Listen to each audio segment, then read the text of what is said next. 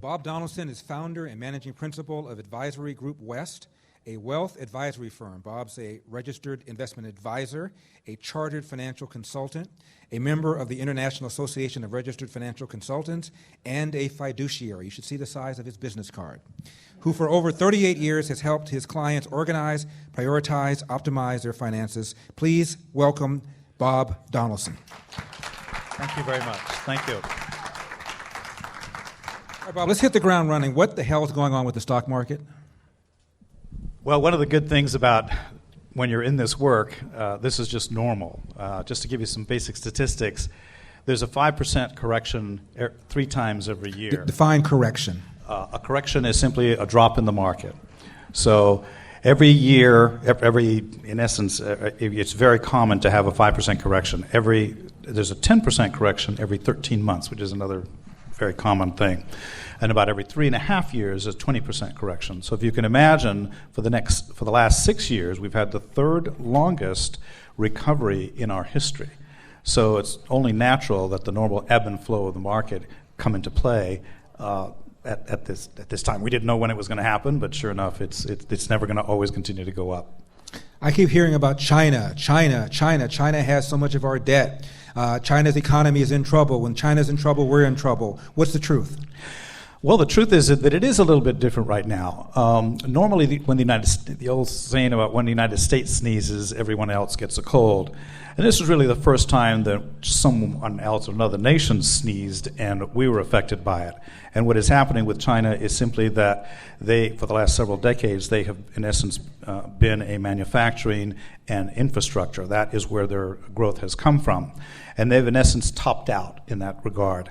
And they've pushed it about as far as they can, and they're going to have to shift into a service economy. If you can remember, the United States was originally obviously a rural agrarian society, then a big industrial society, and now we're a service society.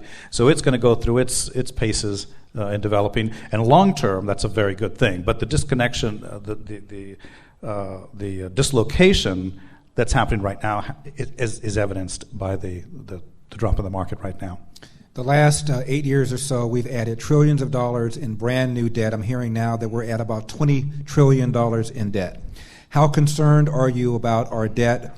How will our debt affect the way people live their lives? And when you are talking about planning your finances, how concerned should you be about something that happens way in Washington, D.C., and somehow has an effect on you when you're sitting around the dinner table talking about your finances?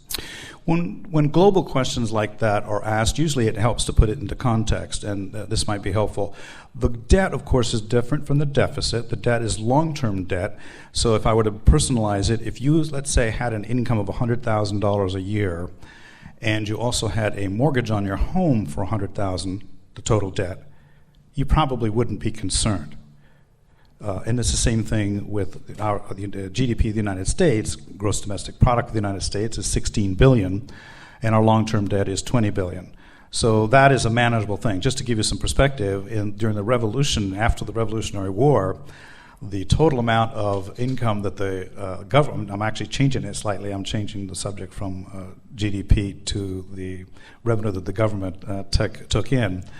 I don't remember what the number was, but if it was $1 million, the debt that was incurred as a result of the Revolutionary War was 62 times that. And at that time, we were an unknown entity. There was no guarantee that we would become the country that we did. And it's fascinating that we were able to not only overcome that, but get to where we are. So I'm heartened when I see the debating that goes on with the politicians that they're going to work it out, meaning everybody's concerned about it.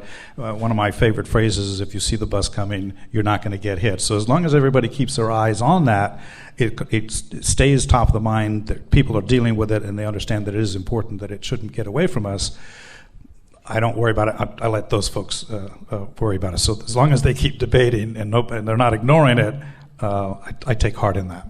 I'm surprised, Bob, to hear you say that you think it's manageable. A lot of people say that our debt is not manageable, that the major entitlements programs, Social Security, Medicare, Medicaid, are on automatic pilot, and in order to change that, you have to be willing to look voters in the eye and say, I'm going to change that, and the voters may not vote you into office. So you really feel that our $20 trillion in debt or so is manageable? You're not worried? I'm not exactly saying that. What I'm saying is that I tend to be an optimist in the sense that if I'm at the dinner table with my family and we are arguing about whatever the heck we're arguing about, the fact that we're arguing about it and addressing it is hopeful that we're going to come to a solution that hopefully has some common sense. That's my hope. So the particulars as to how it's done is really what the argument is about. We're not denying that it's there, and as long as we're talking about the elephant in the room, it should be dealt with. Donald Trump. Donald Trump, Bob, is a businessman. Supposedly has a net worth of $10 billion. Keep saying it over and over again, you need a businessman to manage this economy. Politics and business are two different things. Are you comfortable with a businessman like Donald Trump as the chief executive of our country? My opinion doesn't matter that much, but I don't think that a businessman ought to be. He's no Lincoln in the sense that you have to, in my opinion, if you're going to lead a country, you really need to think of it in terms of your role as a president specifically is to be a uniter, and to the extent that really is the central role of that particular office, as opposed to all the battles that have to go on in Congress and the meat grinder that needs to be there. So the short answer is I don't think so. This recovery, we've had about 2% GDP growth under Obama. The average recovery, we have about 3% growth. People like Jeb Bush and Donald Trump are promising 4% growth if they cut taxes and do this and that and the other. Where do you see the American economy 5 years, 10 years, 20 years from now? Again, most of the solutions, I think, happen in Congress, and to the extent that I do get concerned when Congress isn't functioning. The ebb and flow to the left and then to the right and then to the left and then to the right throughout our history is what gives me hope. So I try to just pay attention to it, but I try not to have it distract the actual individual decision-making that folks have to do in order to secure their own futures. So I'm really just a believer in the entire system that we have, which is really the best one we have, however messy and incredibly loud it can get.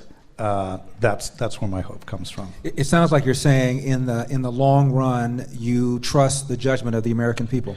I do. I absolutely do. And one of my favorite phrases came from Winston Churchill, where he said, the American people always do the right thing after they've tried everything else.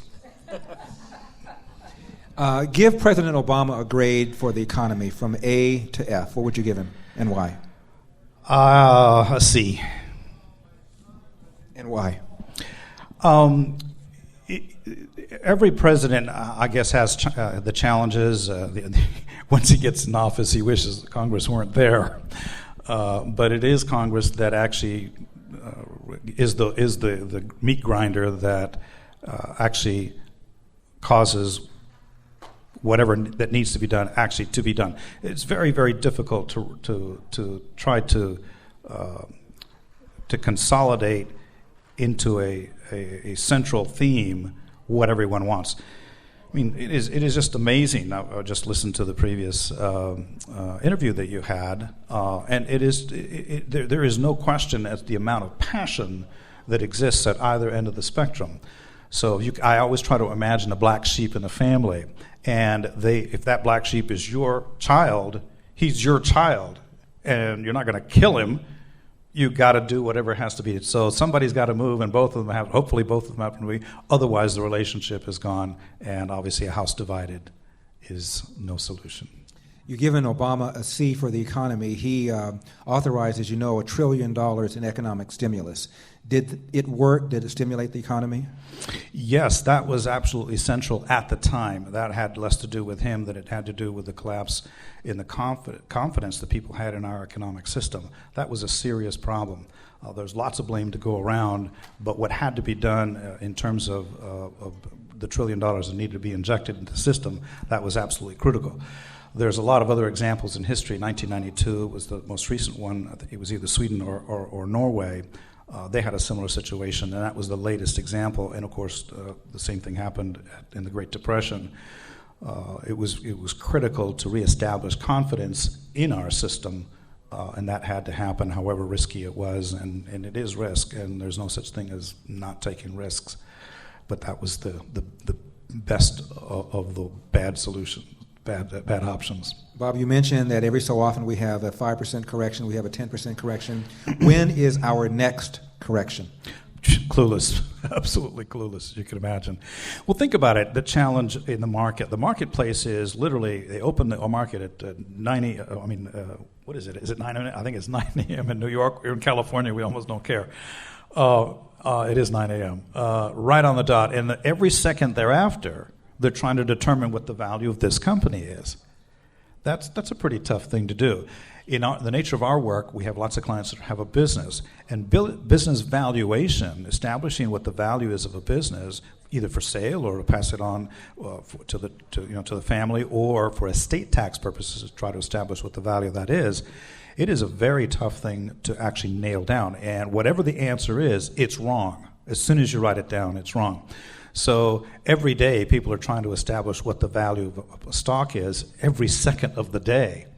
And any little breeze that goes by, whether it's an interest rate or somebody said something in China or this prime minister or just something said, so everybody has an excuse for the buyer and the seller of saying, no, it's worth more, worth less. So it too is a very messy situation.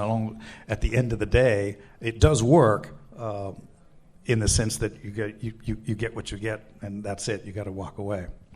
I'm a baby boomer, defined, I believe, as people born shortly after the Second World War to about 1964. Mm-hmm. A lot of us are planning on retiring. What is the advice you're giving somebody about ready to retire? Very close to that question. One of the questions I'm asked most frequently is, especially when someone who's not ever worked with an advisor before, I'm going to twist your question just slightly. Most people will ask me right off the bat, what's the best investment? And the best investment is in a plan, because in the absence of a plan, it's impossible to measure your progress. You have a chart, you have to have an X and a Y axis. If you don't, you can't actually make any forward. So most of our work is helping people come to terms with or come to realize or discover, between husband and wife, for instance, what it is that they are deeply care about, what it is that's important to them. And our philosophy is to align your financial priorities to what it is that's important to you. And when you do that, that becomes the wellspring for almost everything else. Everything else becomes, one of my favorite phrases is from Roy Disney, Walt Disney's brother. Most people recognize that Walt Disney, of course, was the creative genius. But his brother was the one who actually put the mechanics and all the infrastructure in place that made all that happen. And the phrase that I love from his is, when your values are clear, your decisions are easy. And that's really what we encourage people to start. Start there, and learning and becoming educated and familiar with the terminology and the vocabulary and the concepts that need to be integrated in the planning. Everything flows from there. You are the financial advisor, financial planner for a lot of people that I know, one of whom is Dennis Prager. What has he taught you about managing one's personal finances? I can neither confirm or deny that he is my client, but he is a friend. And what I learned was that it's really a similar lesson that I've learned from a lot of very accomplished people, is that in order to get good at whatever it is that you do, whether you're a tire maker or you're a radio announcer, it takes everything you have to get really good and to keep good at that. And to try to pretend that you're going to master something else on the weekends, like personal finance, it really is quite a challenge. This particular business of financial planning and financial guidance is really a new industry. It just started in the late 70s, if I can be generous with it. It was a cottage industry in the 1980s, and it has significantly changed in the meantime. I often liken it to the medical profession in the late 1800s. In the late 1800s, in fact, let me give you a statistic. In 1910, 90% of doctors did not have a college degree. And of course, Dr. Bob could put his label on a little bottle of pills and sell it. And so it was obviously emerged and has become the phenomenal profession that it is now. I suspect that in about 50 years, it's just my guess, that this profession will be very, very, very, it's already very highly regulated, but the conduct of the doctors of finance is also going to be much more regulated and much more institutionalized. We started out at the beginning talking about the economy of China. What are some of the misconceptions about how the economies of, say, China, France, Greece affect us? Misconceptions. One of them is less about the economy than it is the powerhouse that it is. Obviously, their scale, just in terms of the population, that's just it's just so hard to imagine. 1.2 billion. That's 4 times the people in the United States. With maybe I don't know what the ratio of actual populated area is, but it is very, very concentrated. So a reflection of their influence might be their currency, if I can twist your question just slightly. 60% of the world's currency is actually the United States, the dollar.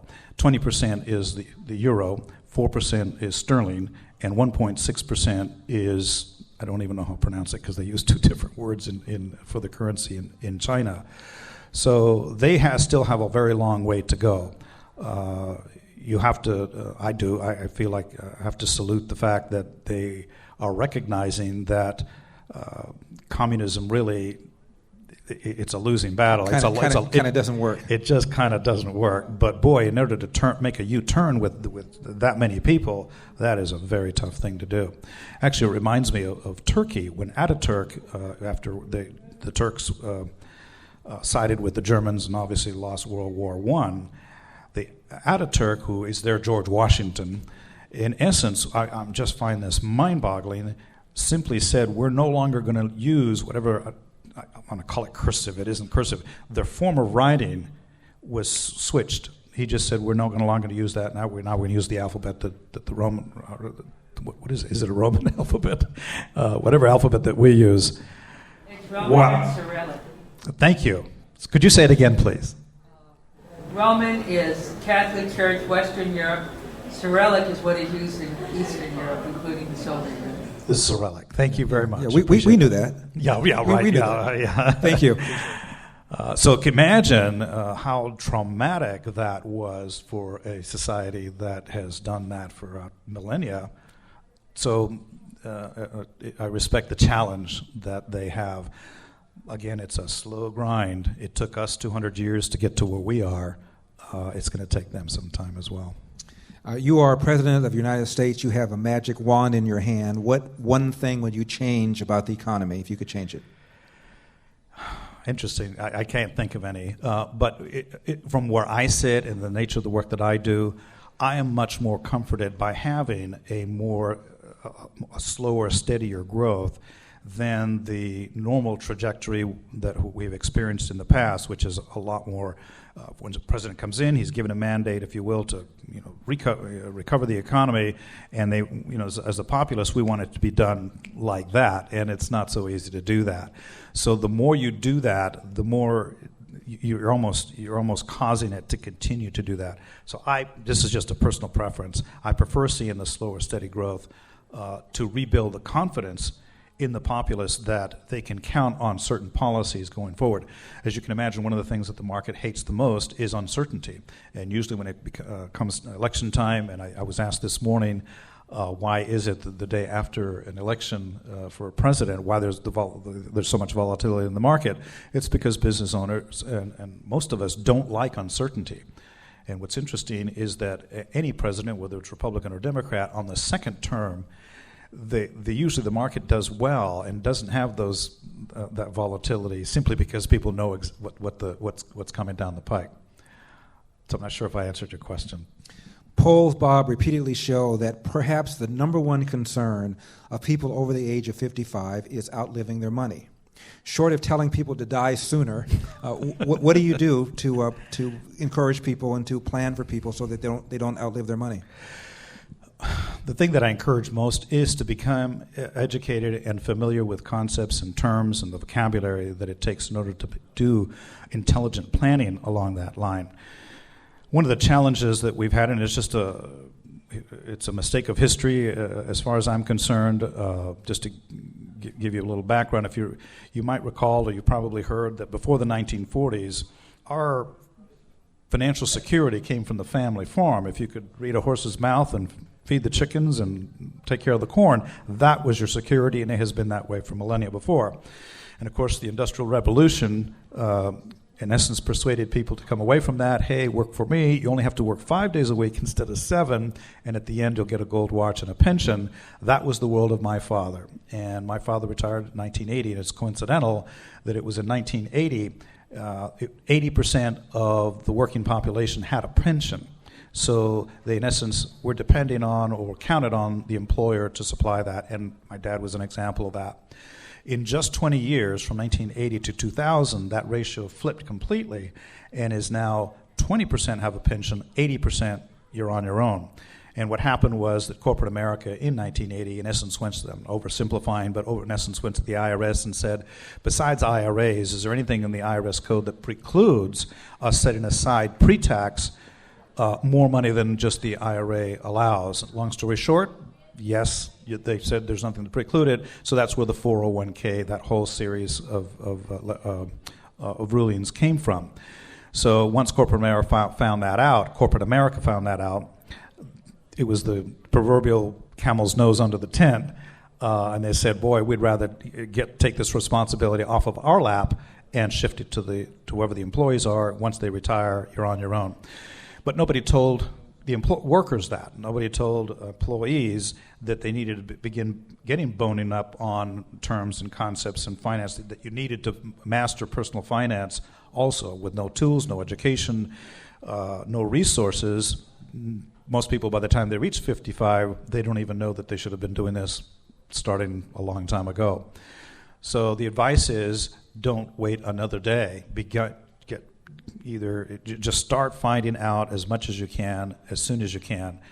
And it's never too late. Everyone always asks me, is it too late? No, it's not too late.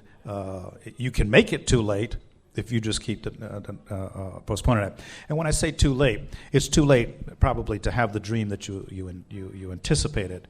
It'll be a significantly pared down dream if you don't. You've addressed this just now, but given we've talked about Greece, we talked about France, we talked about China, we talked about turmoil internationally, what would you advise 5 common sense things people can do to manage their finances right now? Let me start with what I would give advice to the youngest, because they're the ones that are probably going to benefit the most, that they should be hearing as early as possible. If I'm talking to a 25-year-old, which we don't often do, but if we do, 2 things I would recommend. Number 1 is do not accumulate any credit card debt. You would think that would be a common sense advice. Not that you can't have a credit card, but don't accumulate that debt. It's a little like the government deficit. We do not want the deficit, that short-term debt. And number 2, at that age, begin setting aside 15% to your 401k. Now pretend for just a moment that was all the advice that person got, for whatever reason. Even if you did it wrong, if you do it wrong from 25 to 65, that's a 40-year period. If you put it all in equities, you're going to be pretty much okay.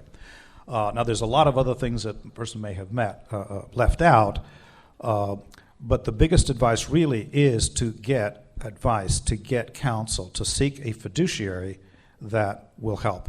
Let me explain what that means. A fiduciary is similar to the concept of a doctor taking the Hippocratic oath that first he do no harm. There are, just to show you what a tough challenge it is to educate folks precisely along the lines that you're asking. There are 1.3 million attorneys in the country, 39,000 new ones every year. There's about 900,000 doctors. A little over half of them are specialists. The other half are primary care, and there's 29,000 new ones every year. There's only 350,000 brokers in the country, and of those, 45,000 are fiduciaries in the sense that they choose to operate in such a way that anything and everything that they do is first in the interest of the client. If you take the 45,000 divided over 50 states, that's about 900 people like us in the United States, and I'm having to deal with one person at a time. So it is a very, very, very tough subject. So if I go back to the question you asked me, if I were the President of the United States and I had a magic wand, what one thing I could do, the answer finally popped in my mind. And it would be that I would push for some type of mandatory requirement that finance begin being taught from kindergarten in every single year, including college, no matter what you do. Because whether you make tires or you're a scientist, you have to manage it and manage your own finances. And actually, historically, the American culture is a culture of self-sufficiency. We require, or we expect that each person more than pull his own weight. Only the people that can't, they're disabled or they're ill or they're under circumstances that they can't control. So the more you arm and provide resources and awareness to that, the better it is. As an example, if I go back to the medicine, my dad's generation, that was what I call the John Wayne generation. You were rough and tough, and you never went to doctors. You never even pretended you didn't feel very well. What are you talking about? Aspirin? I don't take aspirin. I'm rough and tough. And or getting a vaccination, it was like, it just was an anathema to that cultural icon that we were supposed to be. And obviously that has changed significantly. So that has to happen, because if we're in a capitalistic society, every person that's making a financial decision is going to affect the outcome of the economy. We're going to go to Q&A. We have about 15 minutes of Q&A. Anybody that want to ask Bob a question. But first, you said something that I want to follow up on. You said you rarely advise somebody who's 25 years old, which means people are not coming to you until very late. What's the average age when people finally come to you and go, Bob, I'm in trouble. I need to help. You need to help me manage my finances? That, unfortunately, is a very sad statistic. The average age the person walks through our office is age 62. 62? 62. We're 2-3 years away from retirement. That's exactly right. And it didn't dawn on me till late in my career as to why that particular age. And it turns out, it finally hit me, it was in front of my face all the time, is that it's at that age that people can make an irrevocable decision on their Social Security. So if it wasn't for that catalyst, I suspect people would continue to just continue to go without. But there is another challenge, and if you are unschooled in the terms and the concepts, and it's something as important as your money and your family, who are you going to trust? That is huge. So one of the things that should increase people's confidence in interviewing someone is to increase their education and awareness as soon as possible, the way I was describing. Anyone have any questions? I guess I answered them all already. No.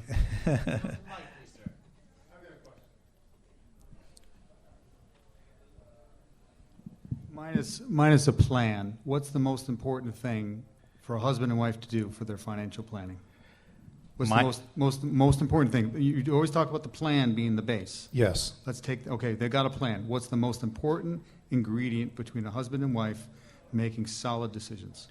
Is to be able to have a conversation about it. So the major value that I bring to the table is facilitating that conversation, such that it is less a conversation about you spend too much on this or that, a contest of wits, if you will, or into a collaborative. It's about us. It's not about me and you anymore. It's about us, and that is if that happens. Almost everything else comes from there. So the relationship that you have with money and the conversation that you have with money, that facilitates progress. I just watched an ESPN special called Broke, and it's about all these athletes that go broke. And you've heard the stories that most of the NBA athletes, as soon as they retire, they go broke. NFL, same thing. I understand people that don't understand money, and these are kids who've been coddled, and they don't understand money. What I don't understand, Bob, is why they have an exercise coach, they have a nutrition coach. Why doesn't the team assign them somebody like you when they come out of college? Here's your financial guy. His name is Bob. Why don't they do that? I'm afraid I'm not familiar with that, but if you can imagine it's tough enough for someone to admit that they don't know how to handle, that they haven't mastered or can't master this very challenging field, even into their 50s, for a 25 or 30-year-old to actually come to terms with having this discussion. I'll confess, when I was 25 and 35, I had a lot of other things on my mind other than actually making decisions on money. So it's very difficult to imagine yourself being old. I mean, I never thought I'd be this old. Mm-hmm. So there's two things going against you. First, you don't have any awareness or even have a vocabulary for it, and it just seems like such a remote thing that has to be dealt with, and you think you have all the time in the world to fix it. And if you're getting millions, you think, that's going to fix it all. What's the famous line of Mickey Mantle? If I thought I was going to live this long, I would have taken better care of myself. Yes. Yeah. Are women better at managing finances than men? Yes, they are. And it has less to do, I think, with managing the money than, I believe, their being more sanguine about what the priorities in the family should be. I'll admit it. Yes, ma'am. Mr. Elders, I have an answer for your question. There's two things you have to be aware of in professional sports. Asking why a professional sports person would be knowledgeable about money is like asking why isn't all concert pianists knowledgeable about money. Secondly, my husband has the early stages of vascular dementia, which is the second most common form of memory loss after Alzheimer's. So with the new studies coming out about brain injury, I have to wonder if the secret stalker of vascular dementia in these young men who have repeated concussions would also have an effect on their decisions about money. Thank you. So you think that football players are more likely to have brain concussions than piano players? Just joking. Yeah. Okay. Thank you very much for that. I appreciate it. Actually, she brings up an interesting observation, and maybe it's just mine. Maybe I'm the only one who's experienced it. But I find it interesting that the creative folks, let's say I'll give you a simple example. This were actually two different couples. They didn't know each other. They were years apart in terms of my meeting them. One, the gentleman was a pianist, and the other couple, the lady was a pianist. And again, it just caught my attention because of that coincidence. But an artistic type, creative type person tends to be less, I find, tends to be much less concerned or wants to know about such a basic thing, and I'm not sure why. And of course, that makes it very challenging for the other one who's trying to hold up the fort in the meantime. But I just keep seeing that repeated pattern, and I have no reason why that happens. But I find it interesting. I hear repeatedly that a number one reason or a primary reason that people get divorced is because of finances. Is that because he's not listening to her? Yes, I would guess that, but it's actually they're not listening to each other because they're talking two different languages. If I go back to the question that you asked me earlier about the women making better decisions, it's really that they are more concerned about getting clarity about that than the man is. The man doesn't ask for directions to get to the destination, and she's perfectly willing to say we need help getting to where we need to go. And again, maybe it's just part of our culture, but men tend not to want to do that. You said that ideally someone should start putting aside 15% when they're 25 years old. I know a lot of young people, Bob, and they talk to me about they have 2 jobs, 3 jobs, 2.5 jobs. Is it really realistic, especially in a high expensive area like LA, to set aside 15% of what you're making from the time you're 25 on up? The answer is yes. And I have one of the things I often will mention in our work, just in the conversations, is we can live in a cave. So once you simply set Sounds like you've been in my house. Yeah.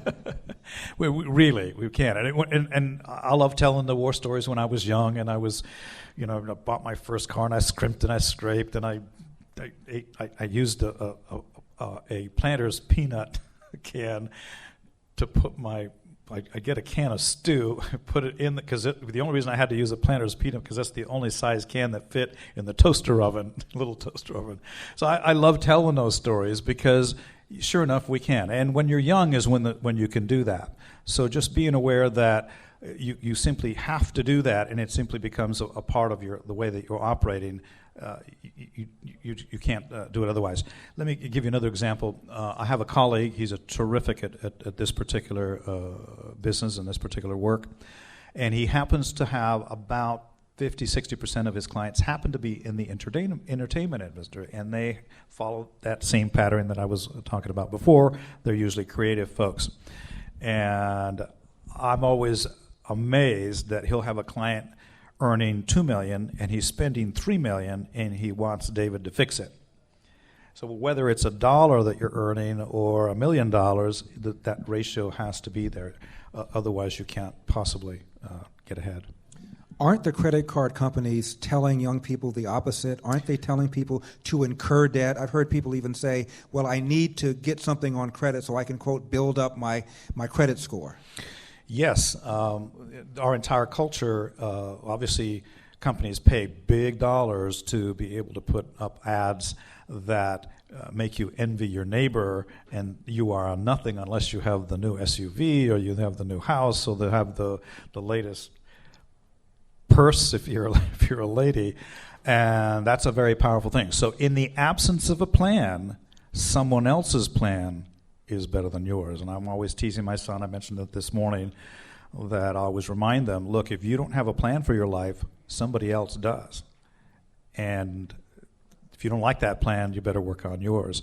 So again, in the absence of a plan, almost anything will distract you. Trivia will distract you, all kinds of things. So the key is to have plans, even if they're flawed plans.